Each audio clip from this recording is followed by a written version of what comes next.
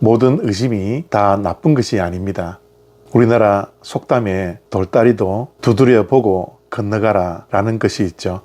적당한 의심, 합리적인 의심은 우리에게 필요합니다. 그러나 의심이 끼치는 악영향이 심각할 때가 많이 있습니다. 우리 믿음의 세계에서도 의심을 하기 시작하면 결국은 불신하게 됩니다.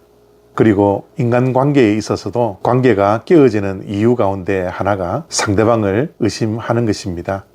특별히 부부 관계에 있어서는 신뢰가 바탕이 되어야 합니다.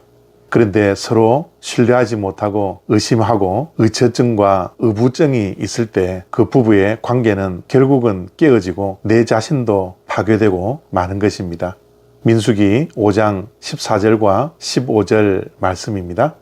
그 남편이 의심이 생겨 그 아내를 의심하였는데 그의 아내가 더럽혀졌거나 또는 그 남편이 의심이 생겨 그 아내를 의심하였으나 그 아내가 더럽혀지지 아니하였든지 그의 아내를 데리고 제사장에게로 가서 그를 위하여 보리가루 10분의 1 에바를 헌물로 들이되 그것에 기름도 붓지 말고 유향도 두지 말라.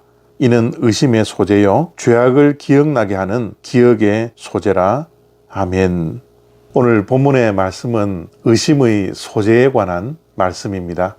그런데 갑자기 생뚱맞게 남편이 아내를 의심하는 것으로부터 의심의 소재와 기억의 소재에 대해서 말씀하고 있습니다. 왜 이렇게 생뚱맞은 말씀이 기록되어져 있냐 하면 하나님께서 진중 가운데 거하시기 때문에 하나님은 진중의 거룩함을 유지하고 싶었던 것입니다. 한 가정이 의심의 문제로 깨어진다면 그 작은 틈새를 통하여 가정도 깨어질 뿐만 아니라 공동체가 결국은 무너지기 때문입니다.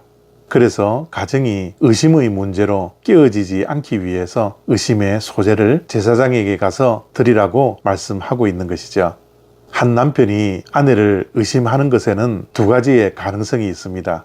하나는 아내가 부정을 저지르며 탈선했을 경우이고 또 한 가지는 아내가 아무런 탈선도 하지 않고 결백했는데 남편이 의심할 때가 있습니다.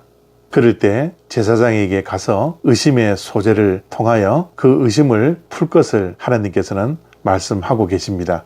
그런데 이 의심의 소재가 약자를 위한 것임을 우리가 기억해야 합니다.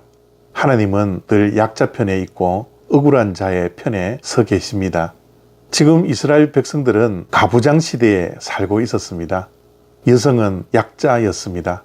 그리고 그 당시는 여성 인권이 전혀 없었던 시대였습니다.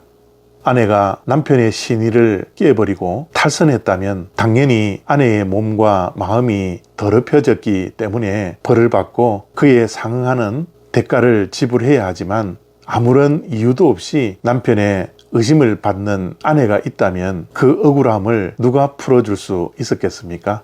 약자인 여성 스스로 이 문제를 해결할 수 없었습니다. 그래서 곡식을 가지고 드릴 수 있는 소재를 제사장에게 가서 의심의 소재를 통하여 그 억울함을 풀 수 있도록 하나님께서 명령하셨던 것이죠. 그래서 때로는 우리도 이 땅에 살아가는 동안 억울한 일을 당할 수 있고 약자일 수 있습니다. 우리의 힘으로 능력으로 그 억울한 일을 해결할 수 없는 약자가 될 수 있죠. 그러나 오늘 말씀을 통해서 우리가 기억해야 할 것은 하나님께서 늘 약자 편에 서 계시다라는 것입니다. 하나님은 억울한 일을 지금도 보고 계십니다.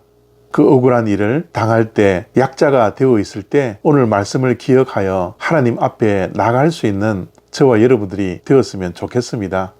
우리에게는 늘 기대한 것들이 이루어지는 세상에 살지 않습니다. 우리에게도 역시 가부장 시대에 억울함을 당했던 여인들처럼 억울함을 누구에게도 호소할 수 없고 억울한 일을 당해도 해결할 수 없는 힘든 상황이 우리에게 주어질 수 있습니다. 그러나 지금도 하나님께서 약자 편에 억울한 사람 편에 서 있다는 것을 기억할 수 있는 저와 여러분들이 되었으면 좋겠습니다. 그러므로 어떠한 일을 당할지라도 낙심하지 말고 좌절하지 말고 하나님께 나아가 약자 편에 서시는 그리고 억울한 자들 편에 서 계시는 하나님을 만나는 은혜가 우리 모두에게 있기를 원합니다. 감사합니다.